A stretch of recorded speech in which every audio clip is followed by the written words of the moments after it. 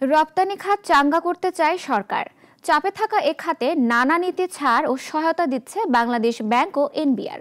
BGMA সহ খাত সংশ্লিষ্টরা বিদ্যমান বাধা দূর করতে দর কষাকষি চালাচ্ছেন। প্রস্তাবিত শ্রম আইন শিল্প কারখানায় সংকট বাড়াবে বলে মত উদ্যোক্তাদের। সাইদ আরমানের রিপোর্ট। 2% অর্থ জমা দিয়ে ঋণ নিয়মিত করতে পারছেন এখন উদ্যোক্তারা। নানা কারণে ক্ষতিগ্রস্ত হয়েছেন এমন ব্যবসা প্রতিষ্ঠান চাঙ্গা করতে এই উদ্যোগ নিয়েছে বাংলাদেশ ব্যাংক। বাংলাদেশ ব্যাংক নির্দেশনা দিয়েছে এই ঋণের কিস্তি ফেরতে 2 বছর বাড়তি সময় পাবেন শিল্প মালিকরা, আর মেয়াদ হবে 10 বছর।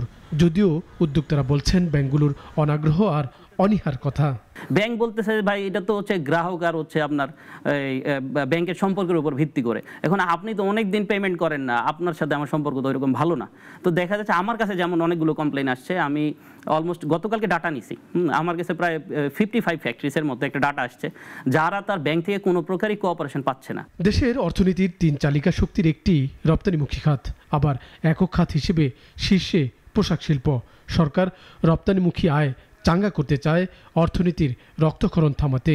এজন্য সরকারের সংস্থাগুলো দিচ্ছে একের পর এক নীতি ছাড়। ব্যবসার স্বার্থে শিল্প মালিকরা রপ্তানি আয়ের যে অগ্রিম অর্থ আনবেন, এতদিন তার 10% সংরক্ষণ করত ব্যাংকগুলো। বাতিল করা হয়েছে নীতিমালাটিও। আবার এনবিআর বলছে ব্যাংক গ্যারান্টি দিয়েই আনা যাবে বিদেশ থেকে কাঁচামাল। মূলত এটা করা হয়েছে এসএমই খাতের এক্সপোর্টারদের কথা চিন্তা করে। এই এসএমই খাতের অসংখ্য এক্সপোর্টার আছে যাতে 10% মার্জিনই থাকে না।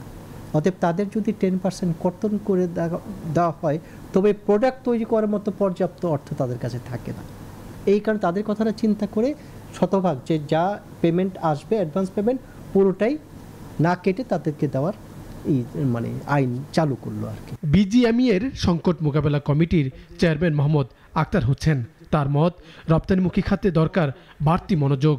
সরকারের সংশ্লিষ্ট কর্তৃপক্ষের ব্যবসায়ীদের নিয়ে নেতিবাচক দৃষ্টিরও বদল চান তিনি। সরকার তো আমাদের বিজনেসম্যানদের শত্রু না, আর আমরাও তাদের এনিমি না। আমরা যারা বিজনেস করি, যারা বিজনেসম্যান, তারা কিন্তু দেশের জন্য কাজ করি। আর যেই কাজটা সরকার এখান থেকে রেমিটেন্স দেশে আসার পরে এটা গভর্নমেন্ট যেই ট্যাক্স পায় সেটা দিয়ে সরকারও চলে। এই আমাদের মধ্যে যে দূরত্বটা ছিল এতদিন, এই দূরত্বটা থাকাটা আমার কাছে মনে হয় ঠিক হয় নাই। বাণিজ্য মন্ত্রণালয় চলতি অর্থ বছরে রপ্তানি আয় অর্জন করতে চায় প্রায় $64 বিলিয়ন। আয়ের $55 বিলিয়ন আসবে বিদেশে পণ্য রপ্তানি করে। বাকিটা সেবা খাত থেকে যোগানের আশা করছে সরকার। সাইদ আরমান, নাগরিক, ঢাকা।